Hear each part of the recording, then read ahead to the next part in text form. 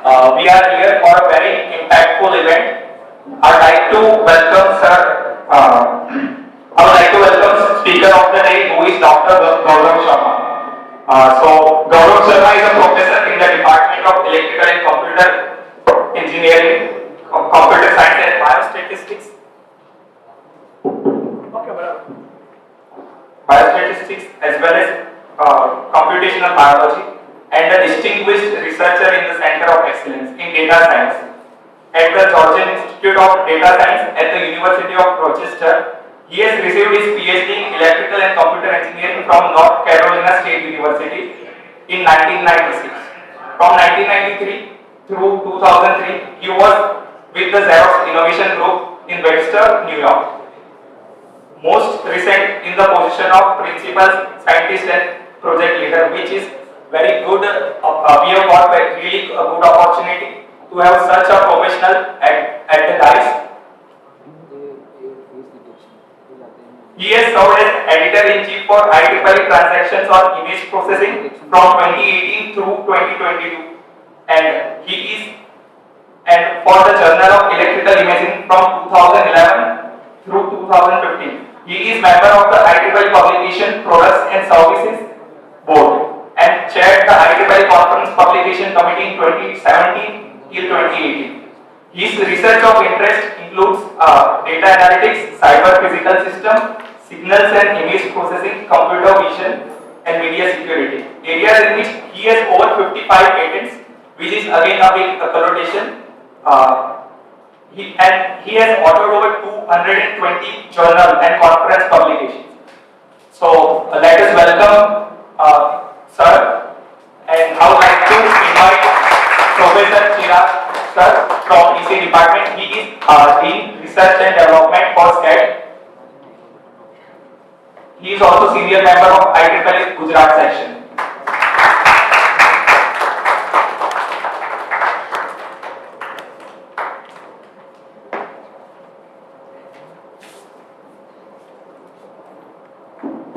Good afternoon, everyone.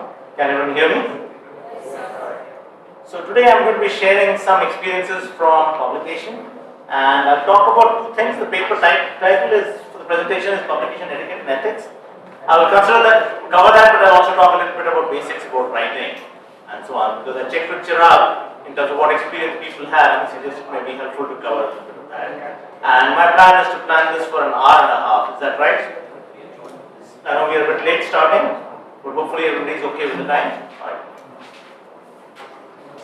So I'll begin with a little bit of my background, talk about authoring in terms of writing your paper, and then talk about publication ethics, and then end with a summary. I'd like to keep this interactive, so please ask questions as we go along rather than wait till the very end. And questions that you have, probably your colleagues also have, so it's a good idea to ask the questions rather than keep them and feel shy. So don't feel shy. Right? So as I was already shown in the introduction, I'm a professor at the University of Rochester. I have also served as Editor-in-Chief for Transactions Image Processing, member of the Publications Board for the IEEE. I've been chair of the Publications Committee and also been co-chair of ISIP this year, and have been deputy program chair in various conferences. The reason I have shared this experience is to indicate to you that the information I'm giving to you is from my experience in publications in these many different roles. So that's where my experience comes from.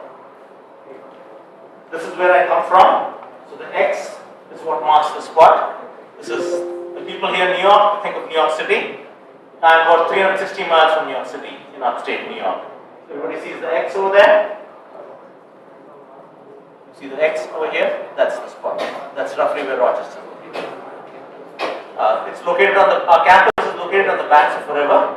This is the Genesee River, which flows northward into Lake Ontario, one of the smallest of the Great Lakes in terms of area. And this is the river. This is the Genesee River, going northward into Lake Ontario over there. This is our campus, which houses art, science, and engineering. Okay.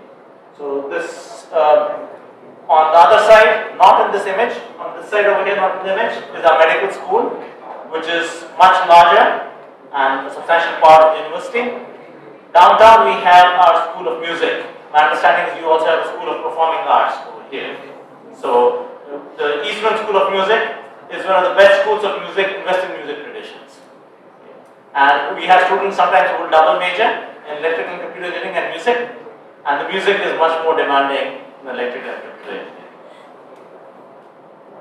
This is our main library, and this is where we have a convocation in May. So with that quick background for myself, I'll talk a little bit, I'll structure the first part of this presentation will be about authoring your paper.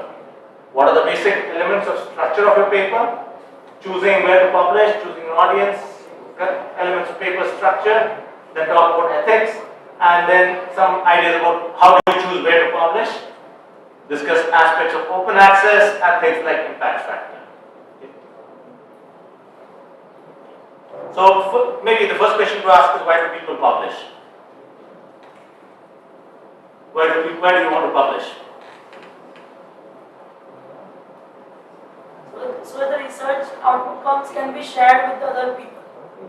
I think Newton is the one who said, I have seen so far because I have stood on the shoulders of giants.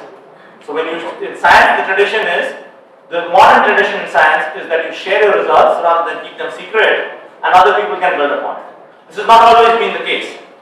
If you go back in history, there were times when the approach used to be that if you were a professor somewhere, anybody had the right to challenge you. And the challenger would present a certain number of questions, you presented counter questions.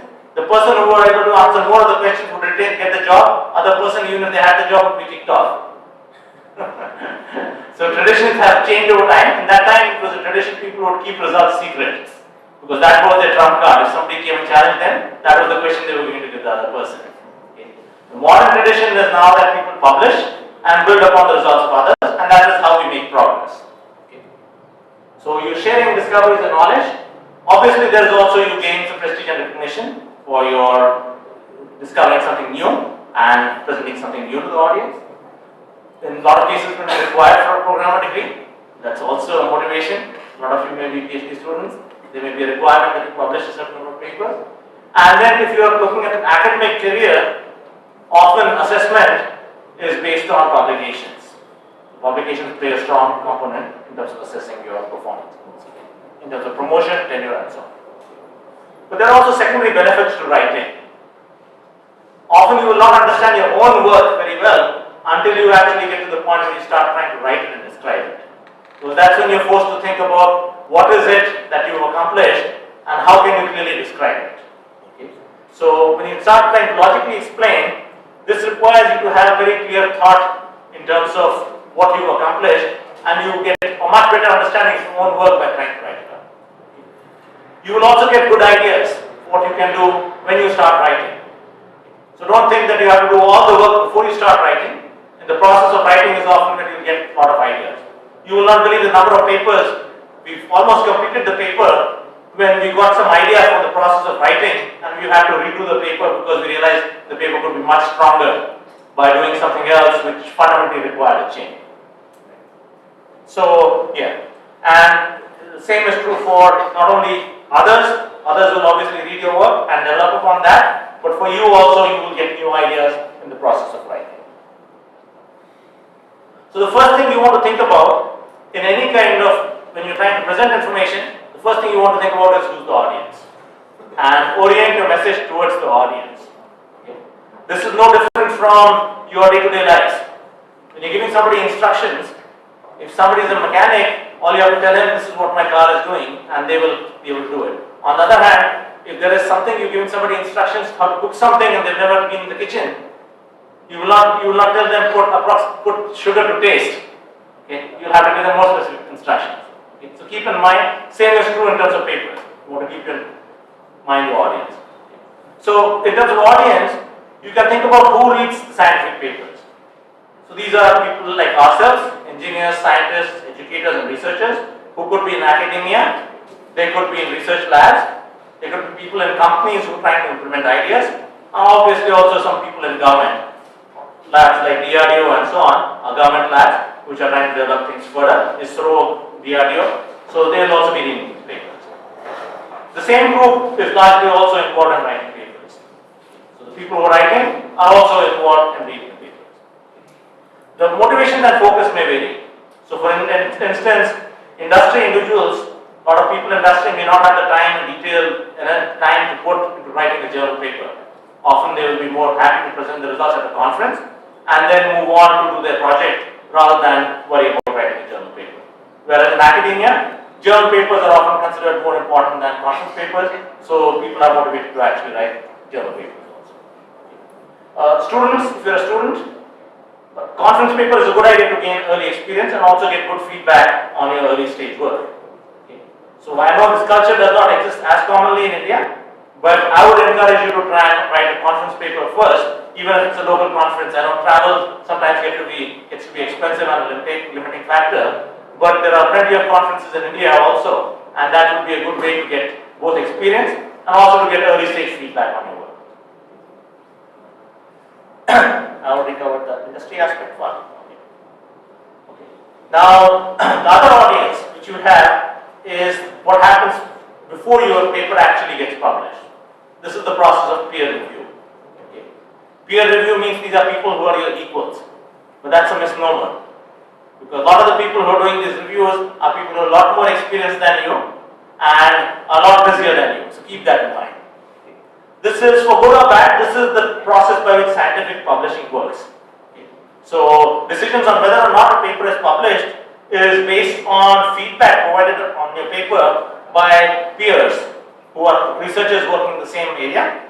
Usually these are established researchers with expertise in the area of the submission. The way the expertise is established is through prior publications or through work in industry in those areas. Most commonly these will be researchers who have published on the topic already. Okay.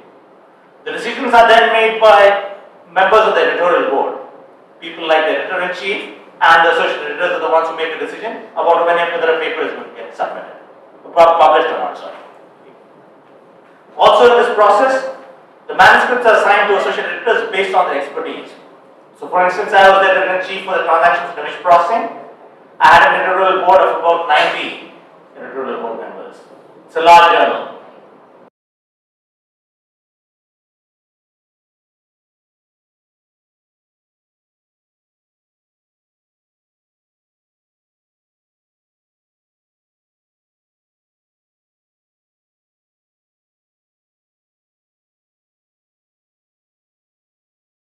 Some may work on other aspects of maybe enhancement and so on, and then I have to decide who to assign a paper to based on their expertise. Once the paper is assigned to an AE, the AE normally solicits reviewer comments, usually from 3 or more reviewers. And these are people who have published on that topic previously. That's the most common way you identify reviewers in the setting. Once the reviews are received, a decision is made. And I'll have more on this when I go to the second part. I'll show also sort of what are the steps that happen along the way. So I said you need to keep the audience in mind. So what are the editors and reviewers looking for? When you're the editor-in-chief for a journal, the first thing you're looking for is this paper appropriate for my journal. The journal will have its scope and aims that are published. You can look at them. So the first thing you should try and look at is the work you've done, is it appropriate for that scope and aims? The journal will also have a type of style of writing. You can look at the papers over there and look and see how the papers are written, what sections are there. So for instance, in engineering journals, you typically will have an introduction, then there will be a presentation of the proposed method, and then there will be results, experiments and results, and then finally conclusions and discussion. If you're looking at a paper in medical journals, they are much more focused on the results. They don't care as much about the methodology. So their papers are oriented differently. They will often have a description of an introduction. They talk about materials and methods, then the results, and the details of the methods often come in supplementary material in those papers. The organizations are different in this case. So keep in mind your audience and who you're writing for. One of the biggest things people are looking for is how clearly is the material written. So you'll be making key decisions in terms of how clearly things are written. If you cannot follow the paper, as an editor-in-chief I get a paper and I cannot make sense of the introduction, it's very unlikely that the audience will also be able to make, the readers will be able to make sense of the introduction. So what would be my inclination to first do? If I receive a paper, When I read the abstract and the introduction, I cannot figure out what this paper is about. What do you think I would do? Reject. I will reject on the grounds that the things are not clear enough, and that's the first thing you have to address. Okay.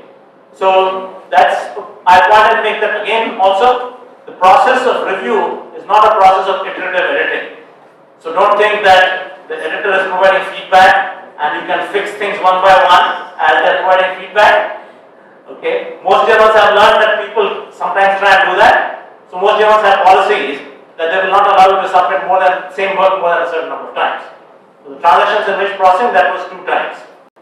If your paper is rejected twice, you cannot submit again. So you cannot say, okay, the editor pointed out these things to me, I just fixed a couple of things and send it back. That's not going to work. Alright. The work should be clearly written and should be original. There should be something new in the work. So what is new is somewhat sort of subjective. It depends upon different audiences. How is the best way you can judge that is by looking at previous papers published in that journal. What is the flavor of work? Okay. So for instance, if you look at, again I'll take the 2 examples of communities where I have published. Engineering journals. Engineering journals, the emphasis on the methodology. There should be something clearly novel and new about the methodology. Okay. If you take on the other hand a medical journal, there the methodology may be all known, but maybe you have some new analysis and new insights based on the analysis. So there the methodology may not have novelty, but the insights you gain from your analysis could contribute to novelty. But then that medical journal paper, you cannot submit that to an engineering journal. Because my response as editor-in-chief would be, this has no methodological novelty. And I literally send those responses. People would take a paper which they edited for a medical journal, which would be quite a good match with a medical journal, but just does not match an engineering journal. So this, what is novel also depends on the audience. Some ideas for you to think about. In some cases, you may have a totally new and important problem, and that's great. If you manage to do that in your PhD, that's really wonderful, because what will happen if you introduce a new and important problem? What will happen after that? Others will follow in your footsteps, and they will recognize you as the first person who did that work. So then you will get much more credit for that. But this does not always happen. It's much more easier and more common that what you'll be doing is extending some previously published work. To extend previously published work, you have to first understand previously published work. So you also have to spend time reading. Other things you're looking for in assessing papers is to make sure the methods that you described are valid, and you've given the rationale also for your decisions. Okay. So you test on a particular data set. So a common example I'll give about this is, let's say in your introduction, you're motivating your problem for autonomous driving. Okay. Right. And I'll give you an extreme example over here. Your whole motivation introduction is for autonomous driving, image processing for autonomous driving. Okay. The results, however, are on underwater images. See the mismatch? And you will not believe the number of papers which come with that. Okay. So you have to make sure that your rationale is also clear to somebody, and rationale makes sense. Illustrations, tables, and graphs should be used to support the text. These can be very helpful in making ideas and communicating things very efficiently. And finally, references should be something that are current and relevant to the subject. I'll talk about each of these as I proceed. So, a common reason why editors and reviewers reject papers is the content may not be a good fit for the publication. This is something I already covered in my examples. I gave you some examples of this, but there are also other examples. Then there may be serious scientific flaws. If your results are inconclusive, or you have incorrect interpretation, or in the extreme case, the research is fraudulent. What is more common is that the research is poorly written. So you cannot make sense about what is the contribution and what is it that you've accomplished. In some cases, it may also be that the problem you've addressed is just too small. You may have taken something which you would consider at the level of a homework assignment and written a paper on that. So that would not be appropriate for a journal paper. In some conferences, if it's a student conference, maybe it's appropriate. student-led conference, maybe that's appropriate. So think about the venue also. In some cases, you may find out the work may be previously published. Nowadays, the pace at which people work is very rapid. So you may have a good idea, you may check the literature and find out nobody has done this before. As you're writing your paper, it will take you a few months to write your paper. You have to check again to make sure somebody has not done these ideas in this period. For my students, I tell them that when they discover the idea they had was just published recently by someone is when they're getting good ideas.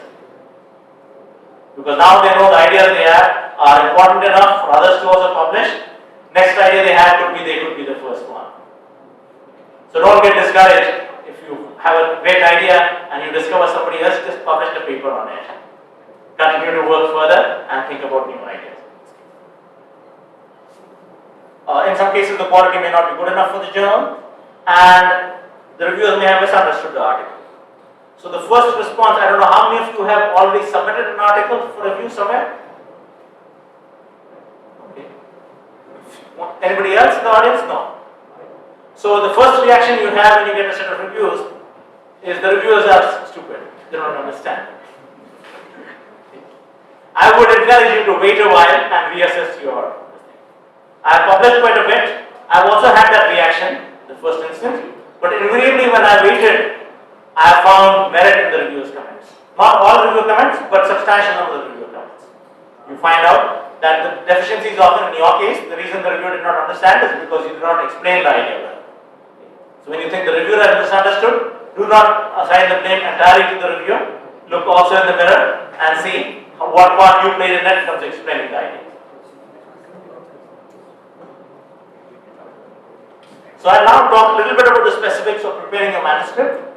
And the way I talk about this is in terms of structure and then some of the elements of style. Okay. Structure is what comes first.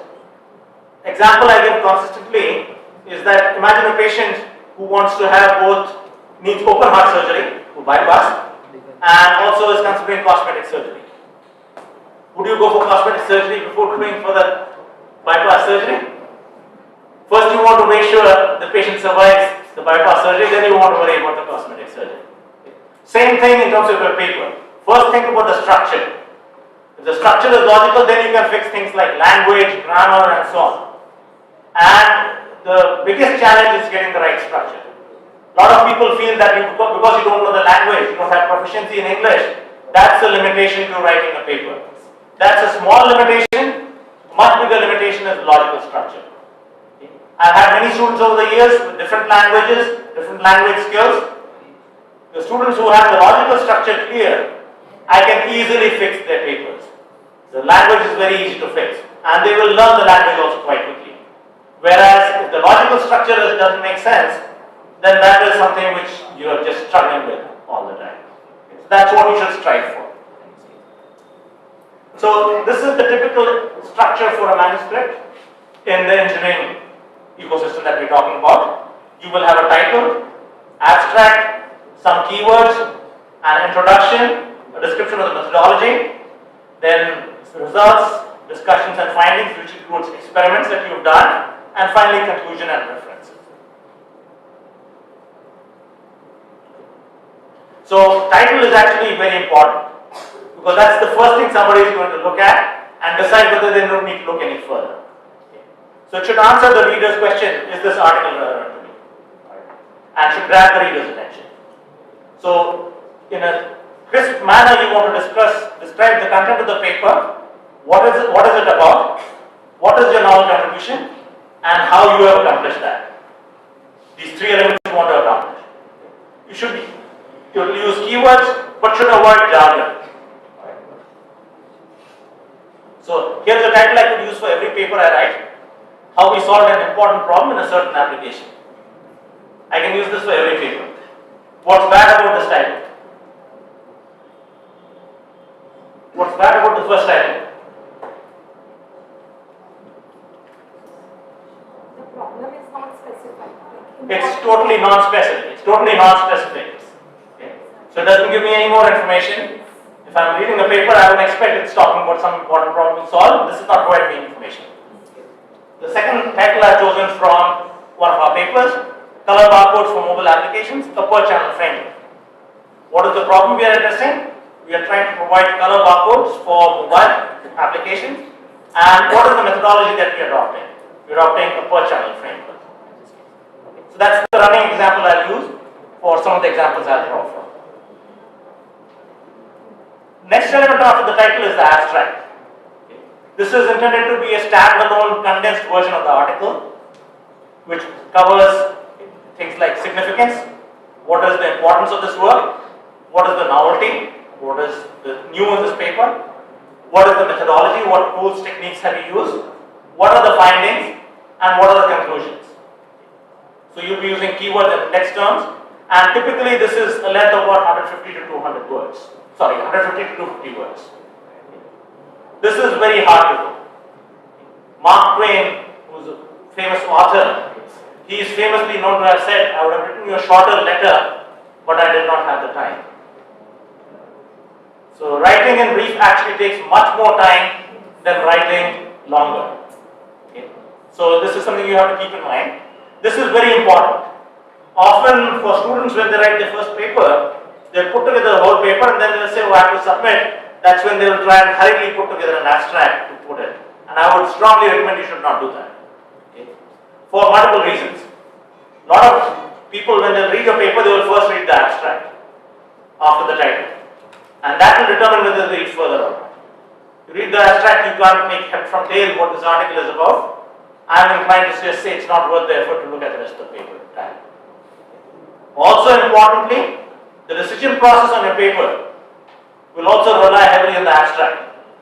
The editor-in-chief is getting probably, as editor-in-chief I was getting probably about 200 submissions a month. You're getting 200 submissions a month, you don't have the time and energy to read anything beyond the abstract. You look at the title, you look at the abstract doesn't make sense to you, you can't make head from tail. What's your response? Reject.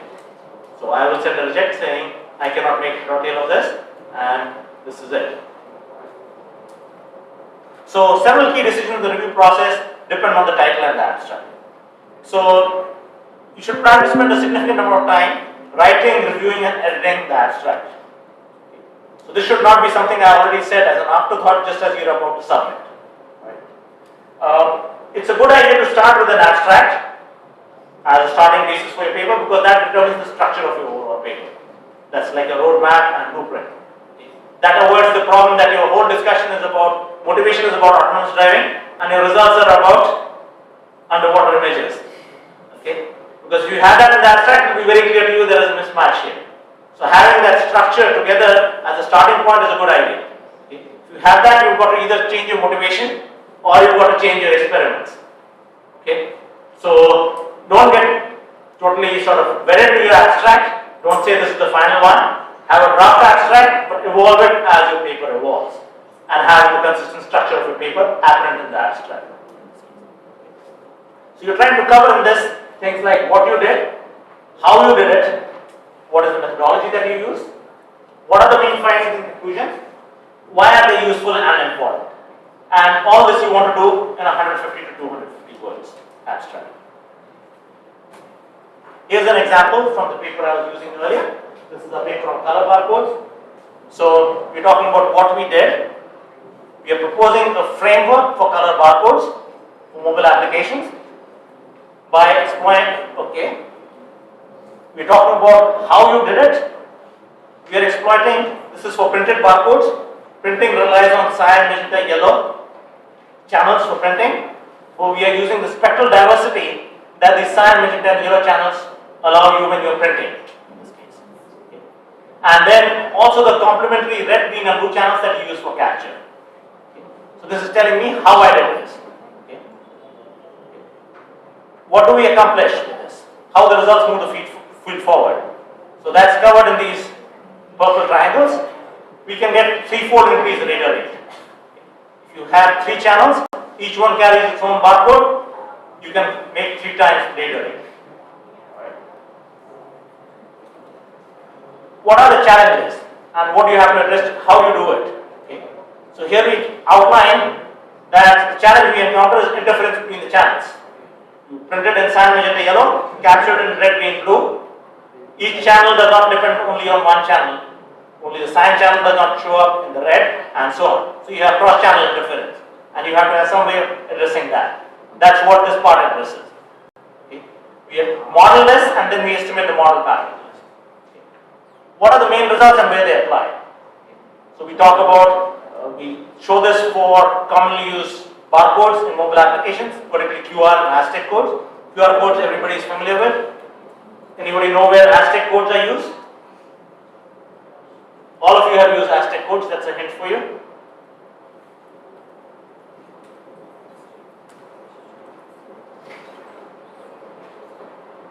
Fast track tag. Which one? Fast track tag. Fast track tag. Okay, I'm not familiar with fast track tag. Fast tag. Fast tag. Fast tag. Fasting. Yeah. Yep. QR to pay toll tax. Or to pay what? Toll tax. Toll tax. Yes. So they use Aztec In codes. India, we are using that fast tag for paying the toll tax. No, but that's RFID based. That is RFID. I don't think that is that is not Aztec code based. Aztec codes based all of you using when you're flying. Have you seen your boarding pass? Yes. That's an Aztec code. Some key things to keep in mind. This is written normally in the first person. I don't know, can people see? Can people see this? Can people see here? Can people see this from where you're sitting? No? Okay. So I will maybe No, emphasize sir, we that. won't able to see that. Big one? Yeah, that's what I figured, but It's yeah, not. I can't do anything about moving the projector. That's. So it should be written in the first person. So you notice we are saying we, right? The tradition used to be that you used to write in the third person. That was considered modest. That's old news. That's no longer considered the appropriate way to write. Most people now write in the first person. There are still some people who stick to the third person, but the majority of writing is in the first person and makes things much easier than writing in third person. Third person, a lot of things become indirect and long-winded compared to expressing it directly. It's in the present tense. The words are all in the present tense. You want to avoid unneeded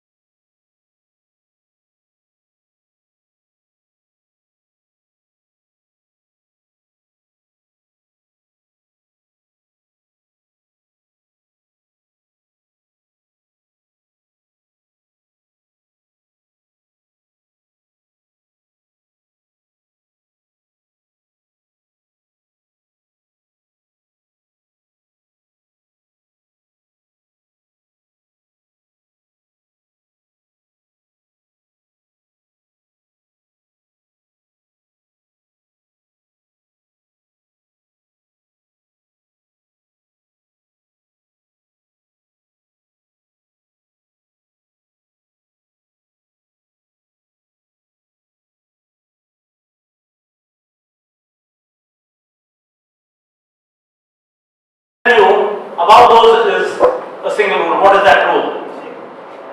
The rule of common sense. So every rule, you have to go rule with common sense. I'll give you the rules, but none of the rules are absolute.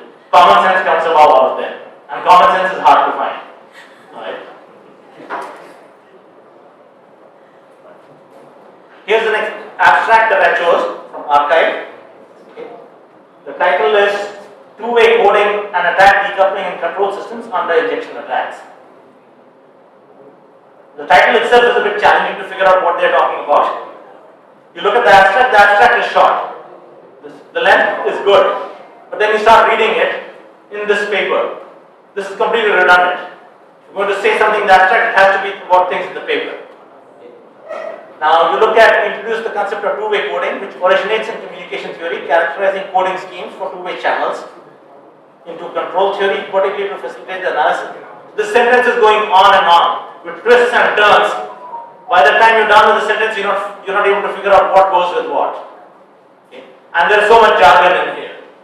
Okay. So, except for somebody who's exactly in this field and knows what this paper is exactly about, this abstract does not really do anything. Okay. So it's not covering, giving me a very clear idea of what they did, not a clear idea of how they did it. How the result move the field forward, I don't have an idea of that. And main results and where they apply is again obscure for me after reading this. The next element, commonly after the abstract, will be keywords. This is extremely important in today's world. This is what a lot of the search engine optimization relies on. You're relying on the keywords for finding a paper. So whether that shows up in relation to a certain subject or not depends on what is in the title and what is in the keywords. So here's an example of the keywords that we used: 2D barcodes, Aztec codes, color barcodes, interference cancellation. That's the technique we were using. Quick response codes. So these are appropriate, specific to what we are presenting, and searchable. If somebody is looking at QR codes, you would want them to discover this word. The next element after the keywords is usually the introduction. Okay. This is providing a description of the problem you research, and it almost in engineering presentations always has a well-defined logical structure. The first part begins with motivation. Why is this problem of interest? Why should anyone be interested in this problem? Okay. Second, and it's going from general to particular. You first summarize general known information on the topic. So for instance, if you're talking about the barcodes paper, you first talk about broadly how barcodes are used, or even you may talk about image-based interfaces for information, because barcode is an information interface which is carrying digital information in an image. Okay. Then go to particular, become more particular, talk about prior studies, what has been done in this space. This is setting the context for your work. Give an overview of the work and results. This will summarize what you've done, how you've done it, and contributions. And finally, how the article is organized. The introduction should be specific, not too broad away. The general length guideline is you want this to be about 2 pages for a journal paper which is on the order of 10 to 12 pages. You don't want this to be too long. It's normally written these days, is normally written in the present tense. And it should not be have an aggregation of disconnected summaries of past works. So what do I mean by that? It shouldn't be person or paper A did this, person or paper B did this, person or paper C did this, paper D did this. What's wrong with that? It has no logical structure. You should try and group. There are 3 classes of techniques people have used. So that's the work on your part. You have to try and think about what people have done. How can you organize that in some logical way and present in a structure? That's also something which will force you to think, is this something I need to mention? Because what you're mentioning is what is relevant to your work. The ultimate goal is to present your work and you're building. So it's much like a story. Writing a paper is not that much from writing a story, except it's not a mystery novel. So it should not be at the end you suddenly find out, oh, this is what I was talking about. You want it to be much like a story, but you want to have a clear logical progression. Right? So rather than having an aggregated set of disconnected summaries of past works, you want to think about a logical structure in which you can organize the past work and present it to the audience. This takes a lot of time and energy. You should not repeat the same point over and over again. This is common when you're writing, and it's perfectly fine in your first draft if you repeat the main points multiple times. But before you submit, those needless repetitions need to have been edited out at that point in time. You should not go into tangential and irrelevant discussions. Often, when you're first writing a paper, your attempt is to give a tutorial on everything you're talking about. So your paper is not meant to be a tutorial on everything, and you will never manage to give a very good tutorial in 2 pages itself. Okay? So you should think about what you're presenting, how it's relevant to what you're going to build upon, and build from the general to the particular, orienting the reader towards your work and the novelty in your work, rather than giving a general overview.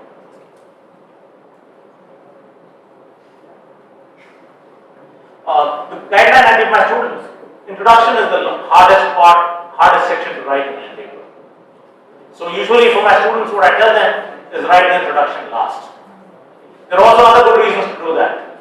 Okay? So if you're going to submit to a journal, your paper should be oriented towards the audience of that journal. We talked about that in audience. We talked about audience. What does that mean? Among other things, it means if there's other relevant work which has appeared in the journal, you should connect with that and mention how the work relates to that. You submit a paper to a journal, the journal has published a lot of work on the topic, and you don't mention any of it. What do you think the response would be? This paper is not oriented toward the audience of the journal. And reject right away. So that's another reason to write it last, because where you want to submit, you will often decide as the paper is getting written and finalized. So the orientation, the introduction, when you write it last, you can then orient it towards the appropriate reader. That does not mean you do not take notes for the introduction as you go along. You have to sort of jot down notes. This is relevant. This is something I need to cite, and so on. That you can keep rough notes, but finalize the introduction at the end according to what you want to orient the reader towards. The next section of paper in engineering journals is normally about methodology. This is normally the one where you give the paper form, the problem formulation. You describe what is the problem using appropriate either language or mathematical notation. If your paper is of mathematical nature, you will introduce the mathematical framework in which you formulate the problem. Okay. Then you describe the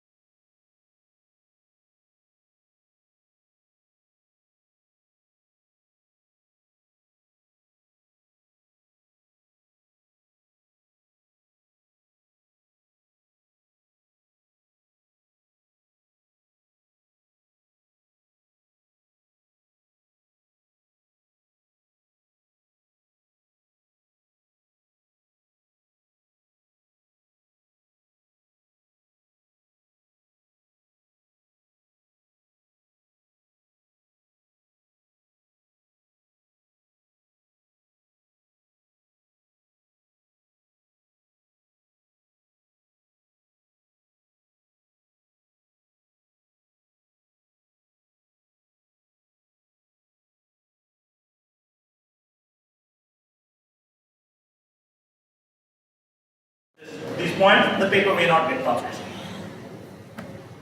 So what do you think would be an ideal solution in this case? In an ideal universe, what would you suggest should be done?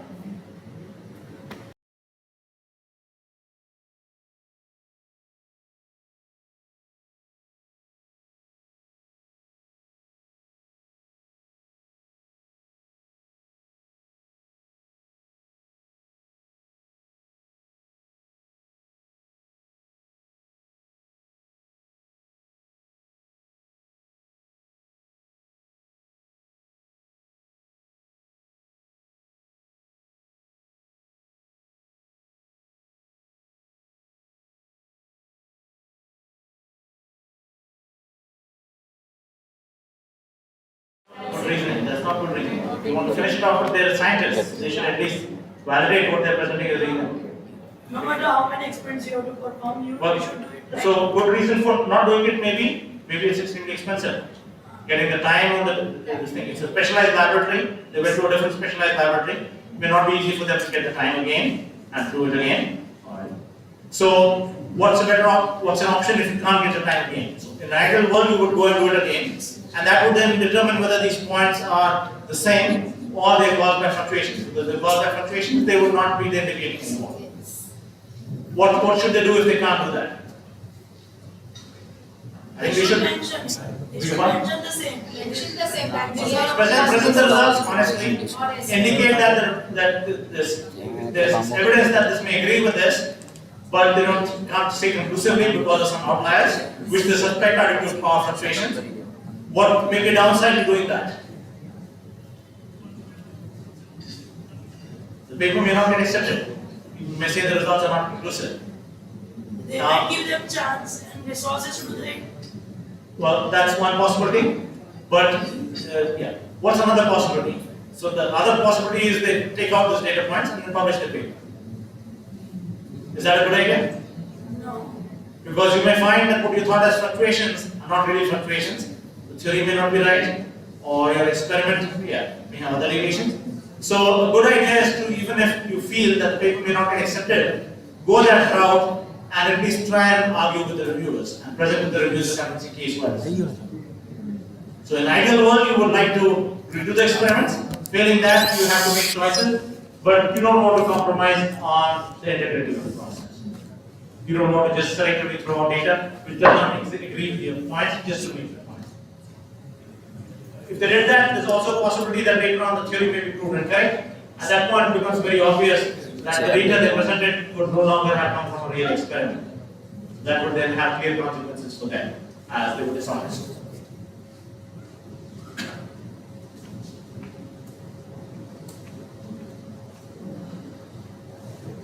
In the same booklet, there are other examples of this on discovering an error, breach of trust, and fabrication. I would encourage you to read those. Okay. The cases are not black and white, as we discussed in this one particular example, and that's why they're thought provoking and worth reading in this case. A common issue encountered in submissions is the issue of plagiarism. So in India, copying somebody is often considered a matter of flattery.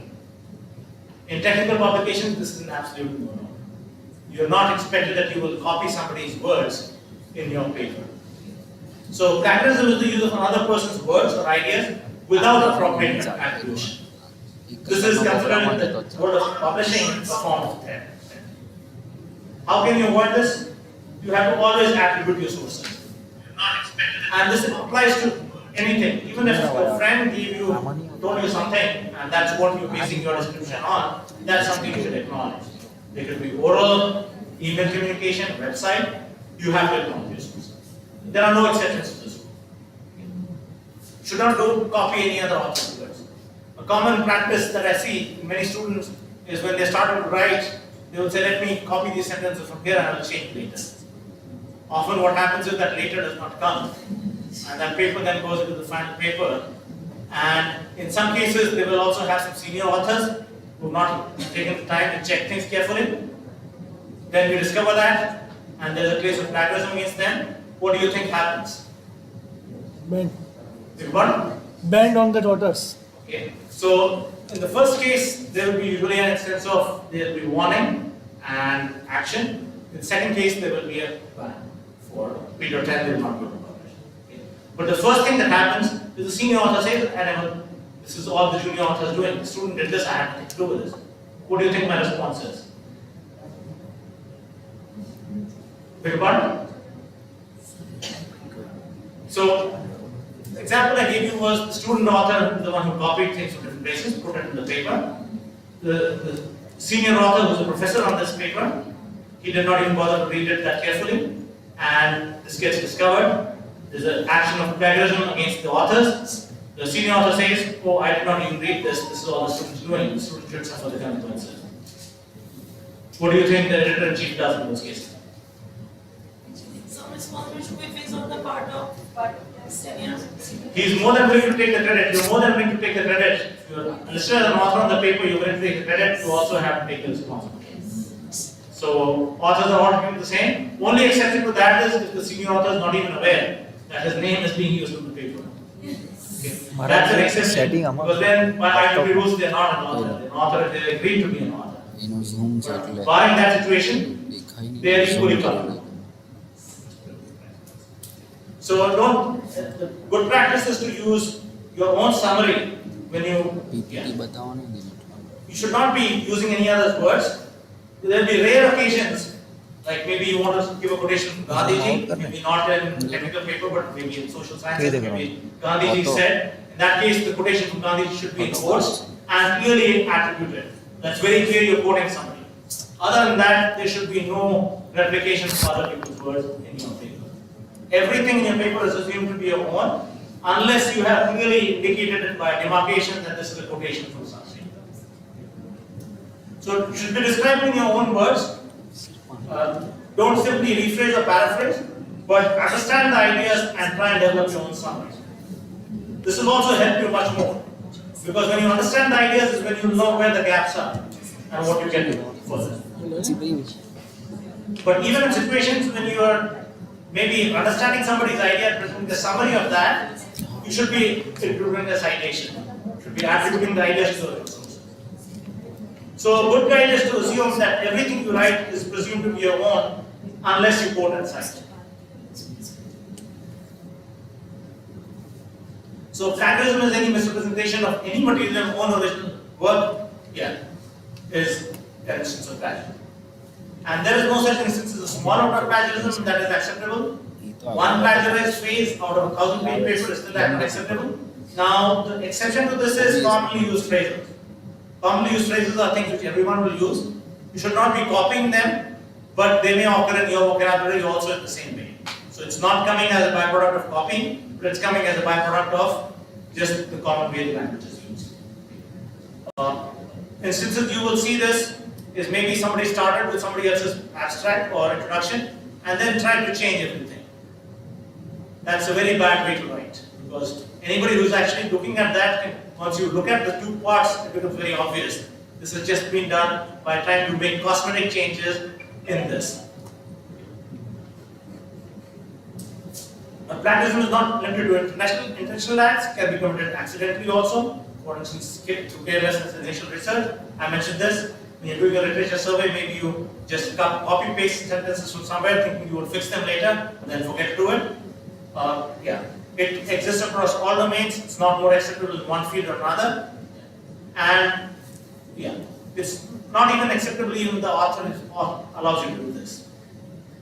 We've had cases as editor-in-chief where there's a case of plagiarism of somebody and the author said, but I asked the original author and he said, okay. That's not acceptable even in that situation.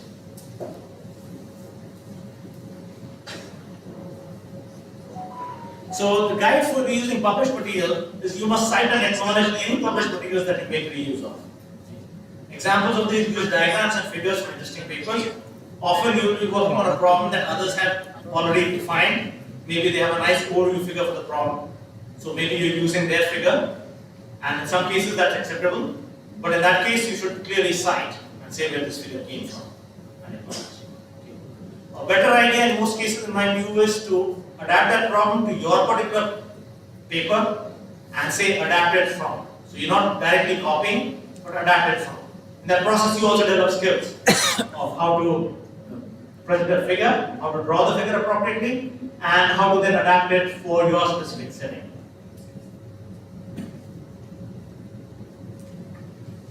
So if you extract and reuse something directly, you must get permission from the author or publisher immediately. The exception to this is if something is already open source. If something is published as open access, depending on the license, in some cases you can reuse it, but you still have the burden of citation.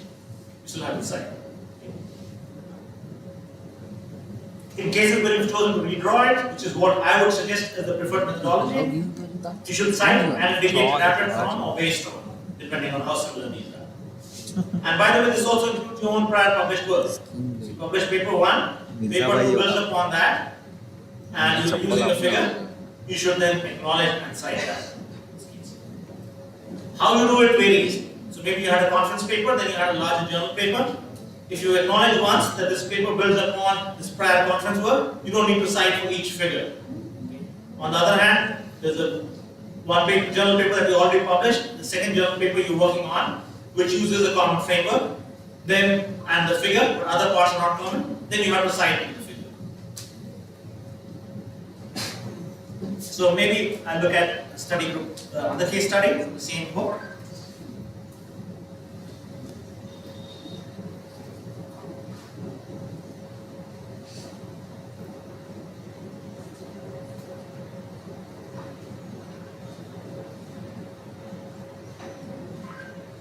So can people read?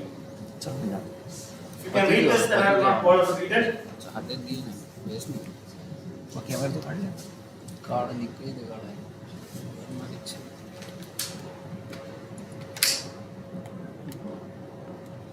Cable पे लगानी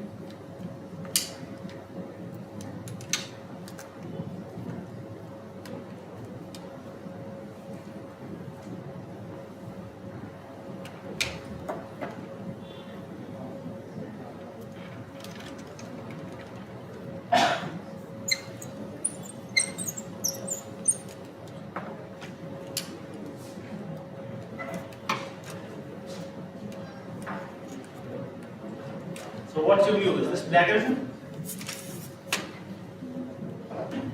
Not an uncommon situation. Many of us are working on deadlines, trying to do something at the last minute in a hurry. Is it plagiarism? Is what Professor Levy did plagiarism? If he cites it, and he already had a sample summary about the author, and he cites the author. Okay. So, means he is giving credit to the author's statements and sentences. Okay. So you have a good point. So it's arguable whether it's plagiarism or not. I would not consider this plagiarism. Yeah. But on the other hand, if he's copying something verbatim, Yeah. what's the rule? It should be in quotes and clearly Quotes. demarcated. It should be in quotes. And that's not the case here. That is not the case. So it's clearly inappropriate conduct. You may not categorize that as plagiarism, but this is not something that should be done. All words are their own unless they are demarcated by quotes and clearly identified as coming. And the second question is really the one which hits the nail on the head. But just by citing the paper, you haven't given the proper credit because you really just borrowed the words from the other person and then you're using somebody else's quotations. So this is why when you talk about quotations, you attribute quotations to people. In that case, you have this clear burden of saying this is originated from this person, rather than just borrowing that and saying, okay, somebody said something similar.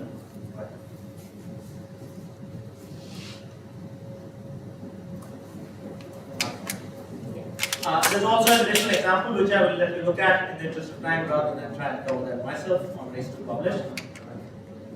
Other point I'd like to cover is regarding authorship and acknowledgement.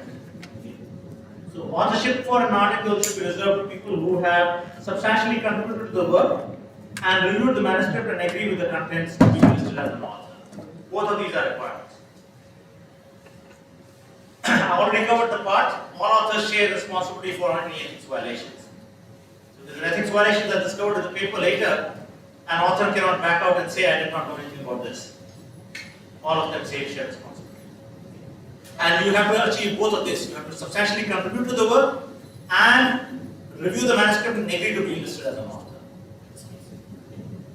people you have consulted with and who may have offered advice, tools, but not directly participated in the work, you can acknowledge them. You can include acknowledgements for them. There's no reason to include them as an author. It's a good idea to tell somebody that you're acknowledging them, but yeah, you don't need to. And it's a terrible idea and ethically wrong to include a friend or a colleague or a family member that has not really contributed to the work as a co-author. So say maybe you're students, you come up with a scheme of doubling your publications. Your friend includes you on their papers, you include your friend on their papers. That's completely unethical. Because that's really sort of fair.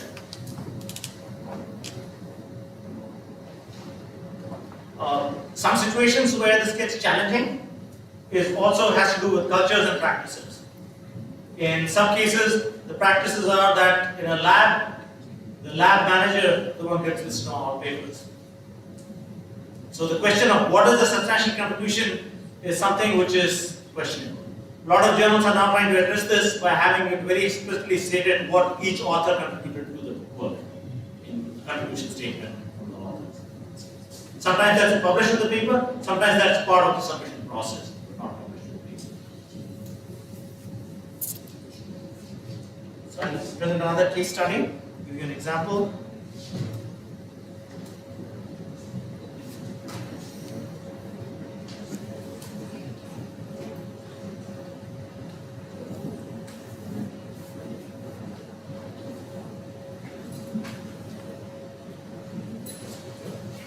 Give you some time to read this.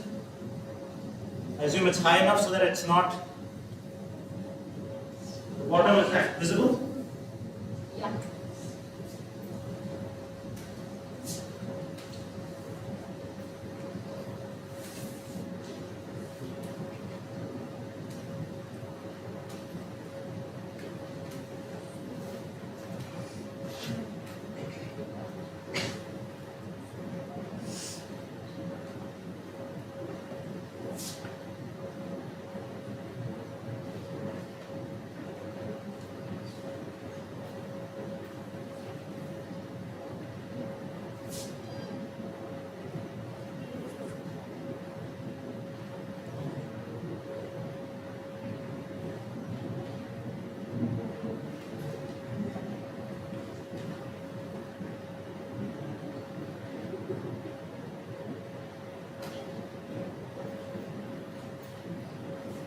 So what should Robert do?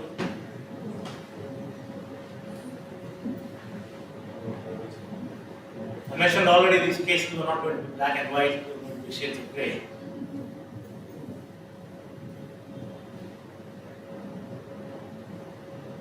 It's a difficult one. It's a difficult one to give advice on somebody also. On one hand, Robert may sort of tell his boss, look, you really did not make a contribution. But then he may suffer consequences for his career and job. Okay. On the other hand, if it includes him, that's not really appropriate. So it really is not one in which you can give one piece of advice to somebody. What avenues might you explore? You can just acknowledge that I have used the resources of so and so fellow, and without result this won't be possible. You can put Just these acknowledge connection like this. One option is to offer an acknowledgement, but the boss is clearly in this case wanting to be listed.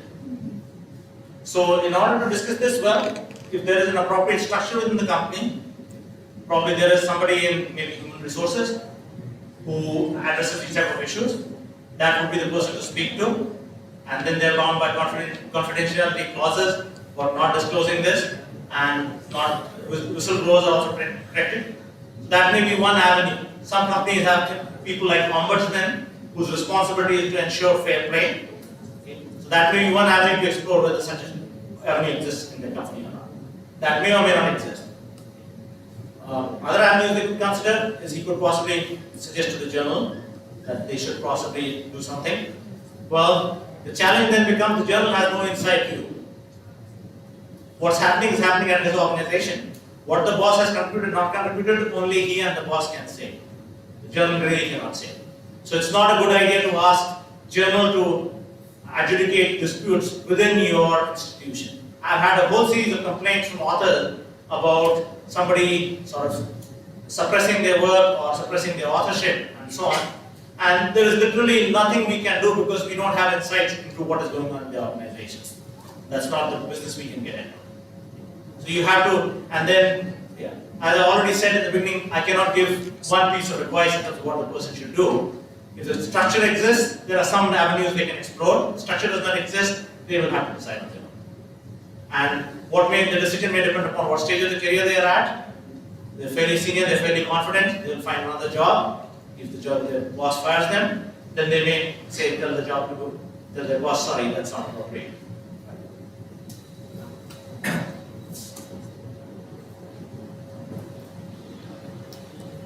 Now I'll touch upon a few other things.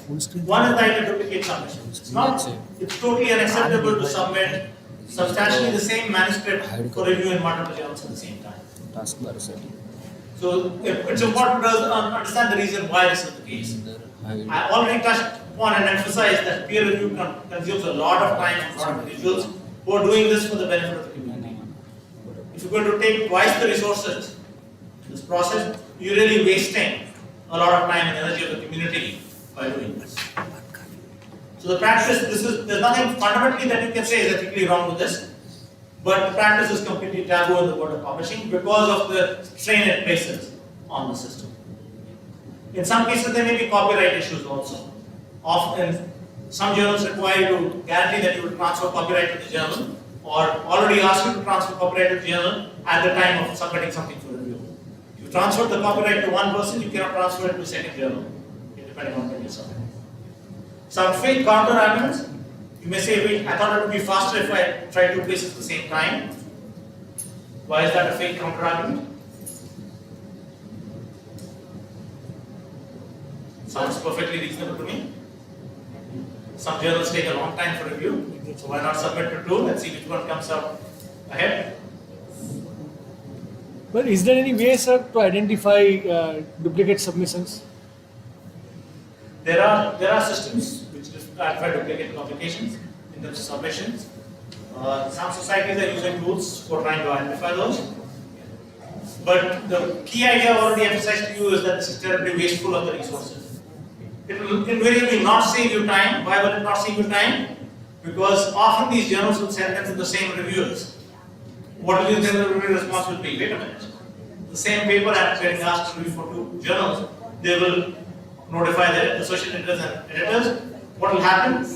The paper will reject it from both the places. So what you thought would go faster is going to go even slower. Sir, rejected, but there is a way to find out the duplicate submission. There are ways, yeah. So a lot of journals are doing checks of this type also. These are now currently operating only within a publisher. So, for instance, IEEE could be doing some checks within the IEEE ecosystem, and Elsevier could be doing in the Elsevier system, Wiley could be doing the Wiley system. But there is also at the level of the publishers, there is the Committee on Publication Ethics, COPE, where all the publishers come together and collaborate. And increasingly, because of the volume and the challenge of peer review and scaling, they're trying to cooperate in these processes. So once paper is rejected from one purpose or journal, then we can submit it to another. That's right. If you think somebody is taking too much time, appropriate thing is for you to withdraw your paper before you submit to the other paper. And there, the burden on you is fairly light. If you tell them, look, I would like to withdraw my paper, and you don't get back from them the next day, you can assume you've done your duty. At that point, it's their problem if they've not acted in a timely manner to withdraw your paper. You don't have to wait for acknowledgement from them if they're taking a long time. So even few journals takes a long time after acceptance also to publish the paper. 9 months, 12 months, and after it is our research paper. So I think this is not good from that side also. I didn't get that part. You're saying after acceptance also it sometimes takes. Yes, for the publishing. Yeah, so there are some dynamics driving that. I'll touch upon that why that is the case. So is it good to mail them if they are taking much time for reviewing? Yes, it's a good idea to mail them. The way I would approach it is first approach the administrator. Normally, most journals will have an administrative staff person who's coordinating the review process. First, mail them and ask them that, look, this has been so long, can you accelerate? And then possibly email the associate editor. Again, the policies in this regard are evolving. Different journals are doing different things. My own personal philosophy and the philosophy of the Signal Process Society is to maintain transparency. The Signal Process Society, when they assign an associate editor to your paper, will usually indicate to you who the assigned associate editor is. Other societies will sometimes not indicate. So if you know who the assigned state attendant is, you can contact them. But keep in mind, people also have their own lives and challenges. In the COVID period, number of people that report were also impacted by COVID and had their own impact. So yeah, in that situation, some delays may be some things which may happen. And we cannot necessarily control those. But sometimes they directly reject it. Maybe their ego get hurt, so that's why they directly reject it. So I think that if you email them to ask the status, that should not be a reason for rejection. And it's not a question of ego getting hurt. It may have prompted them to look at something that was sitting around. Maybe the decision was going to be rejected anyway, but they were lazy in terms of looking at things. So you may have accelerated the process from your part. That's a possibility. But ego is usually not a factor. It would be rare for that to be a factor. If you feel the rejection is inappropriate, then you should let the editor chief know. So, as an author, it's your ethical responsibility to disclose relevant prior work that you are aware of. What is relevant is a matter of judgment. You may say something is relevant or less relevant, but relative relevance is easy to judge. So, if you cite a certain paper, and there's another paper which is much closer to your work which you did not cite, that's clearly inappropriate. It's even worse that other paper which you did not cite is your own work. Because now you are trying to probably obscure the novelty or claim greater novelty than you have by not acknowledging your own prior work. You cannot claim you are not aware of your own prior work, because that's what you agreed as an author, that you are aware of it in the process. Publishing substantially the same work in two journal papers is unacceptable and is often treated as an ethical violation.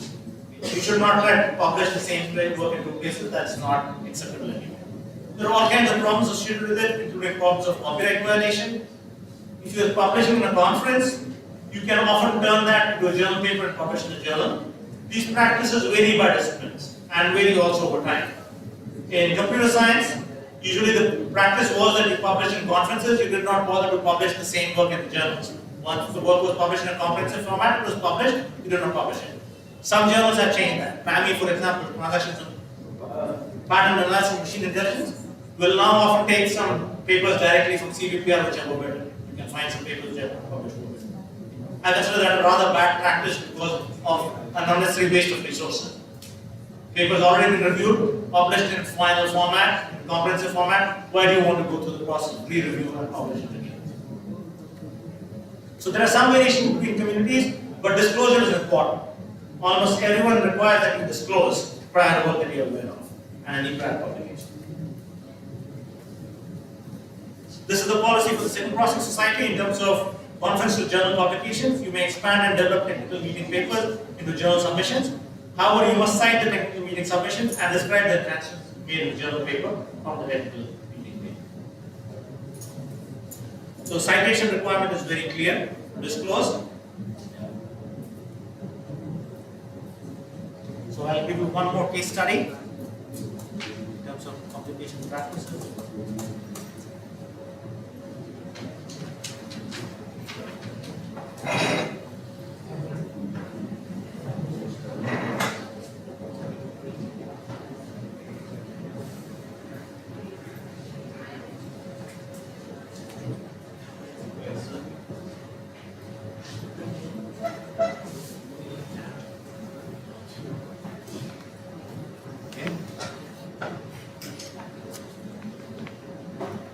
So here's a case study. I'll give you a moment to read this.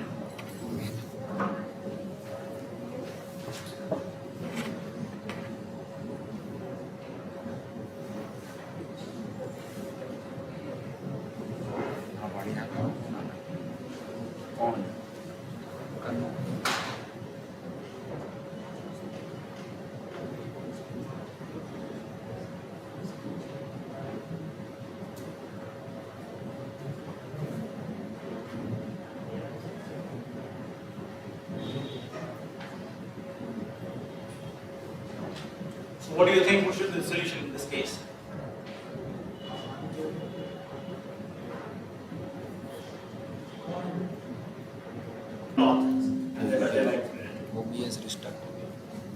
So now you've also got to balance between the needs for the advisor, young professor, and the two students. So if the advisor is reasonable, then he should allow appropriate credit for the students also. Usually promotion and tenure committees in most cases recognize the contribution of the advisor, even if they're not the first call. Again, no clear answer, but no black and white answer, but yeah, number of alternatives. Now I'll come to something which is more recent in terms of unethical conduct. This is the issue of bibliometric manipulation. We live in a world of numbers. You're all living by ratings and rankings. This is also happening in the world of populations. You're looking at the impact factor, H indices of authors. You're looking at the impact factors of journals and so on. And obviously, once you start looking at them, people try and start figuring out how to manipulate these. How could these be manipulated? I am the editor-in-chief for a journal. I want to boost the impact factor for my journal. I say every paper submitted to my journal should cite 5 papers from my journal. Paper gets reviewed, it's acceptable otherwise. I tell them, authors, look, you don't cite enough papers for my journal. Is that appropriate? Many times reviewers are also saying same thing. I was going to come to that also. So you are an author, you are reviewing a paper, you tell this guy to cite all your papers whether they're relevant or not. In the IP ecosystem, this is considered a form of ethical manipulation and a misconduct. And if a reviewer asks you to do this, you should complain to the associate editor and to the editor-in-chief. And they should take appropriate action. If they don't take appropriate action, you can then appeal to the VP of Publications privately, who will also take appropriate action. If you're doing this for other journals, which are for-profit, they don't have the same governance structure. They might not be somebody that you can complain to. And I do not have a good suggestion for you what to do in that situation. I've had members of my own editorial board come to me and say, I have this paper which has been accepted for this journal with a different publisher. And the editor-in-chief is asking me to cite 5 papers from the journal which are not relevant at all. What should I do? My advice cannot be that just do not do that, because often there's a student involved. For a student, this is really important. This could be something which could affect their graduation, could affect their career, and so on. So it's very hard to give advice. I really tell them that they have to make the decision on their own. Cite your own papers when they're relevant, not to try and increase your own citation counts. And the same thing is true when you're reviewing papers. Ask people to cite papers which are relevant. Somebody may have missed seeing your work, which is directly relevant, and it's perfectly appropriate in the sense to point it out and to ask for them to also cite and acknowledge and make a contrast against it. But if it's not relevant, that's very inappropriate to ask people to cite, just to boost it. And don't think you can play games on this and not get caught. So the first instances of this were situations where people were doing this for their own papers. Other instances that came were what were called citation cartels. So my journal asks you to cite your journal asks people to cite my journal. That's also been discovered. So there's lots of data today, data can be analyzed. So you can see these patterns. The most bizarre case I encountered was a situation where somebody was given, an author was given somebody, or rather reviewer was given some author's paper to review. They recommended rejection. The paper had some shortcomings, the paper was rejected. They took this paper and published it elsewhere. What are you thinking? You thinking they published it in their name, in their own name? No. They published it in some names of some other researchers who had no connections or may have been fictitious, but added lots of citations to their own papers. So you are getting secondary and tertiary level misconduct at this point in time in the ecosystem of publishing. But don't assume it will not get caught. It eventually gets caught and gets handled.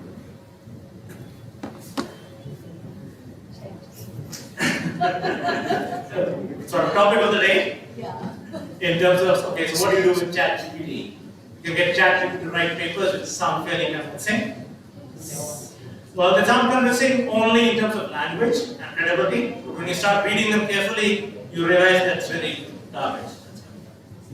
However, you could also do this for smaller segments, maybe for summarizing certain piece of work, you use ChatGPT and so on. This is very new. So policies with regard to this, one, then I'll take a question. Policies with regard to this are still being formulated by post-publishing. And there is very quick evolution. In certain communities, they banned it, and there was such a reaction from the author community that they said, okay, it's acceptable, but you need to disclose. So this is the IEEE guideline from the meeting that was concluded in February.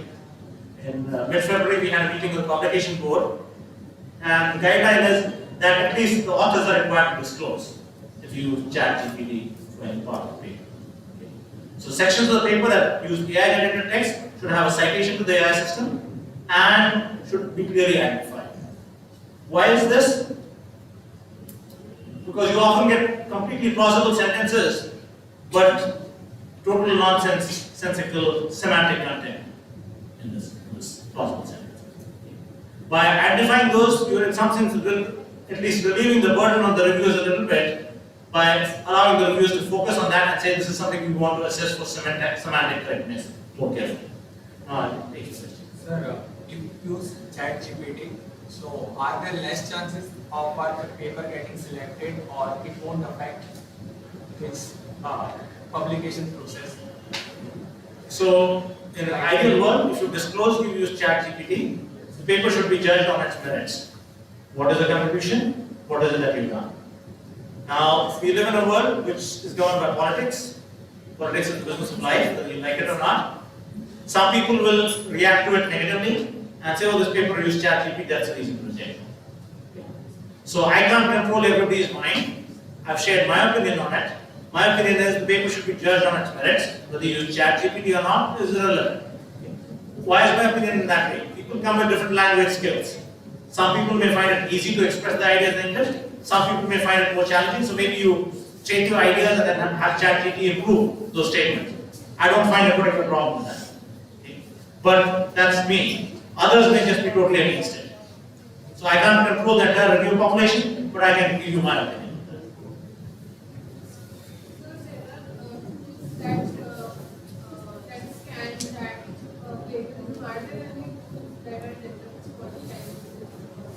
Yes, there are tools which are trying to identify whether text has been generated by AI, and those tools have been used. They are not quite deployed as widely as cross-check that I highlighted earlier at this point in time. But the publishers are also aware of this, and they are also trying to do this. It's also not easy, because a lot of the text from ChatGPT sound very plausible, and it's pretty hard. You can also do things like give it stylistic prompts, or style it in this way, style it in that way. Then discovering what is coming from ChatGPT is not a very easy problem. Any other questions? So how much time do I have? 5 minutes. 5 minutes, okay. So I'll try and quickly cover where to publish. So that in today's world, you have different types of journals. There are traditional journals. Publishing costs money.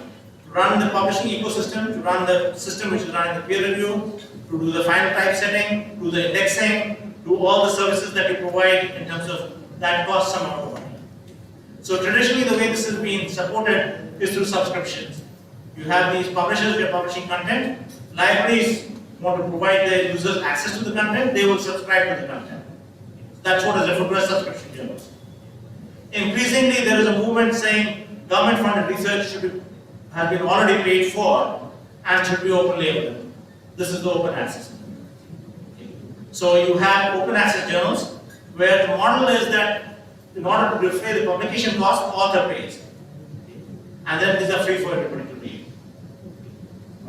And then there are hybrid journals, which most articles are traditional at the moment, but some are open access based on author preference. So which one you choose, you should choose between this based on what is appropriate for you. In some cases, you may have funding which requires you to publish in an open access model. So reasons for choosing open access may be from author conviction. You feel this is the model, this is the way research should be shared. It may come from funding agency mandates. And yeah, combination of these are changing the landscape of scholarly publishing. There are various forms of open access. In the interest of time, I will not talk about those. Yeah. But open access by itself does not mean predatory publishing. Just because you have to pay article processing charges does not mean this is somebody who is trying to exploit you. And as an author, you're not forced into any particular option. In particular, IEEE gives you options of different types that you can choose between. I publish both in open access journals as well as in subscription and hybrid journals. Touch quickly upon impact factor. This is often what people are judging journals by, deciding where to submit. This is the last thing you should be using to decide where to submit. An impact factor was introduced by Eugene Garfield in 1972 to help librarians assess how much the journal was being used. So this would be useful for deciding whether you want to renew your subscription or not. If the users are not using this journal and you have a limited budget, maybe you allocate it properly. It's an average measure across an entire journal, not for an individual paper. This is the formula. So you're looking at the number of citations to all items published in the journal in the last 2 years, divided by the number of articles published in the journal in those 2 years. The pros are it's simple to easy to compute, it's known and widely estimated, but there are a lot of also negatives in this. I already said for a single article it does not give you any indication. It's also biased against engineering journals to start with. In engineering, a lot of the new developments take longer than 2 years to have an impact.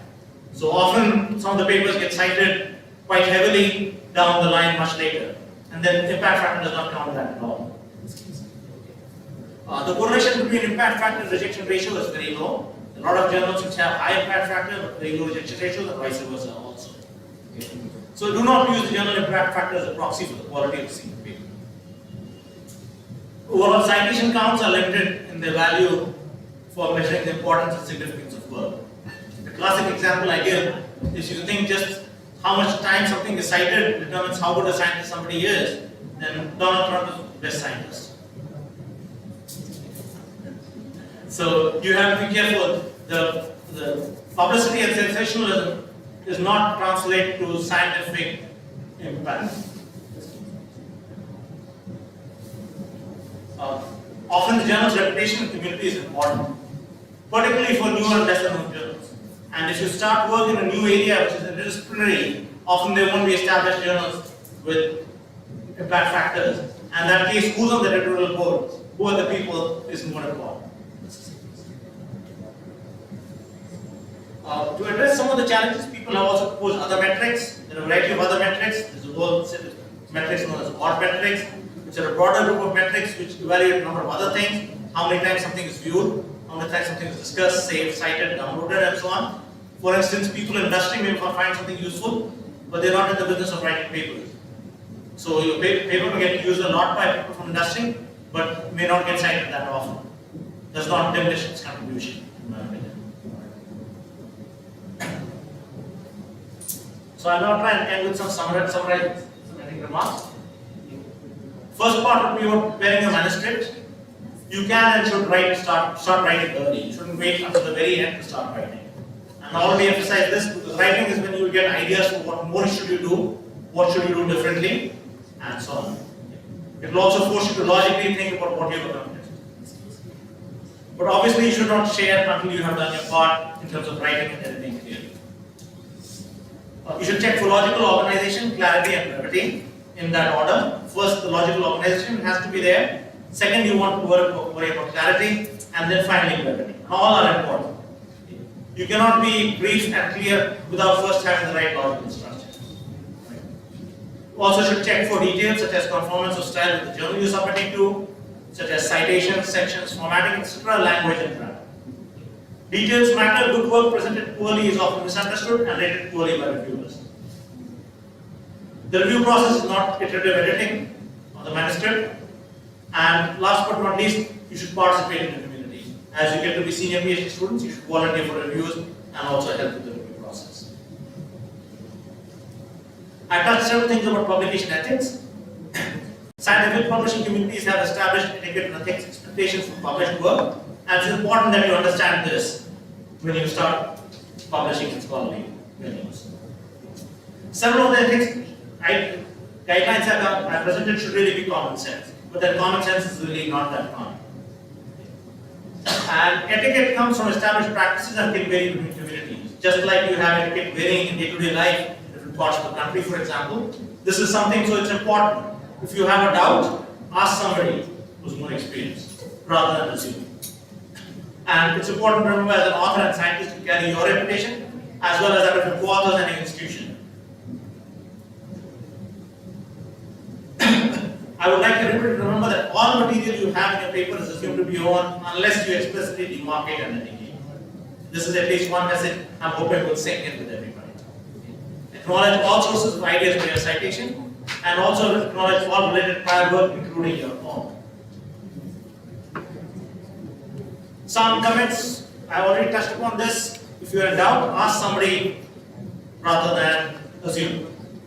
Ask somebody familiar with the community. Finally, dynamics of publishing are changing. We have today the possibility of collaborating across the globe with people. Things like video conferencing and tools which allow you to collaborate with author papers like Overleaf and so on. You can really work across the globe. But does that not absolve you from the duty of doing things with the right ethically and with the right etiquette? So in this environment, one of the things that changes, the one-on-one mentoring that used to happen between a young researcher and their advisor, that sometimes is missing. If you're collaborating with somebody overseas, you're not really meeting them one-on-one on that frequent basis. They don't interact with you except possibly for that specific project. But that does not really, it allows you to increase your productivity, but does not eliminate the need for understanding acceptable etiquette. So take the time to also learn that. Already touched upon this. You should volunteer for youth, and peer pressure should not be an easy reason to conform with anything. Your similarity of ideas should come from similarity of thought and belief, not from being forced into similarity. So there's no reason to give it to peer pressure, particularly in terms of unethical and inappropriate behavior. I have some additional resources on writing. These references, I'll be glad to share a version of the presentation if people are interested. But the first one is an article that appeared in IEEE Connections. This is a student magazine for the IEEE. Often has good articles. I have not looked at it recently. You, as a student member, you get this. So those of you who are student members of IEEE, you probably get this magazine already. I don't get this anymore, so I don't know what the current status is. But when I was a student, this used to have some very good articles and very useful articles. This IEEE guide, how to write for IEEE periodicals and conferences. There are also various researchers who have provided good ideas of how to write an abstract. Also, I'm reading a technical paper. Finally, I'd like to acknowledge the publication etiquette, and I think a version of this component of this presentation came about when I was editor-in-chief for the Journal of Electronic Imaging. I encountered a number of situations of unethical conduct which were what I call inadvertent. So if you plagiarize in your introduction, what is there for you to gain? Introduction is an overview of the field. It's not your contribution. So that's what I give an example of inadvertent plagiarism. People don't understand what is the expectation. The expectation of the community is that even the introduction has to be completely in your own words. And people tend to think, this is not my work, why do I need to state that in my own words?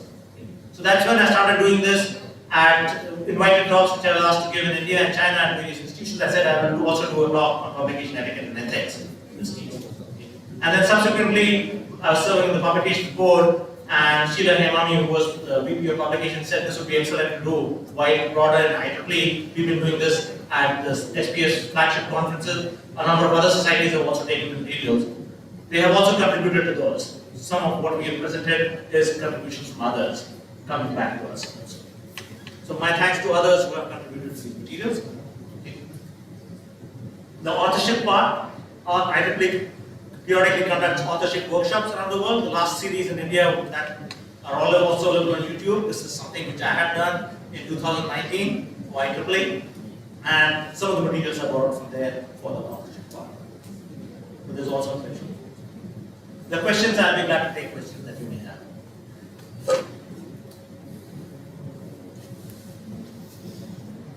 Sure. So if our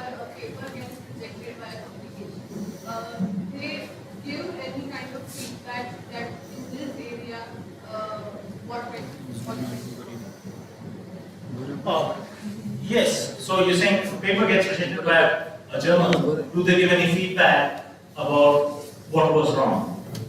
And that should be their part of the normal review process. The whole purpose of the rejection should be justified, and justification should be in terms of what needs to be fixed or what is wrong with the paper. So, yeah.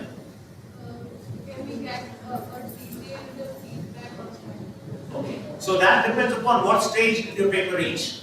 If your paper reached the reviewers, you will often get detailed feedback.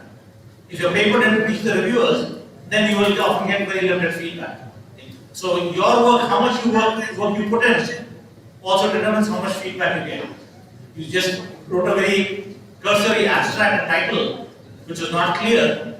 The paper will get rejected by the editor-in-chief, and they will not give you any feedback beyond saying this paper is not clear, as is apparent from the title and abstract. When it goes to full review, you will get the reviewer's comments, and you will get more detailed feedback. You're welcome. Other questions?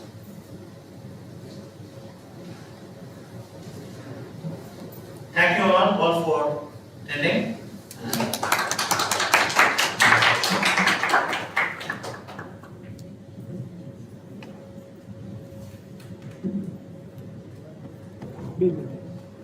So,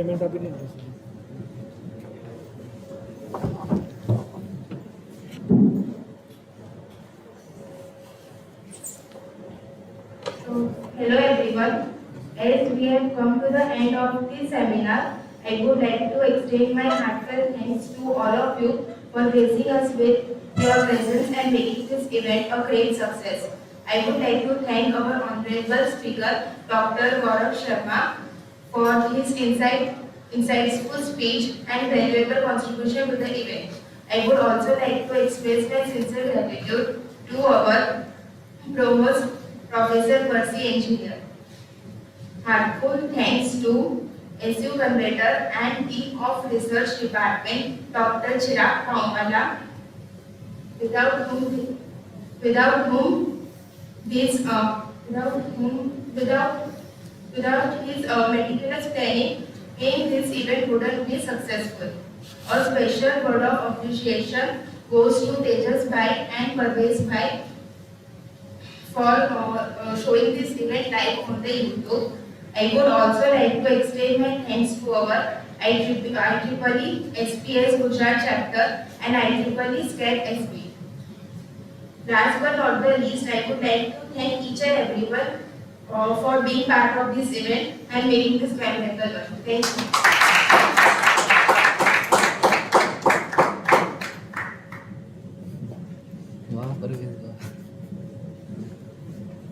I would like to invite Dr. Chirag Pawala to present the memento to our honorable speaker.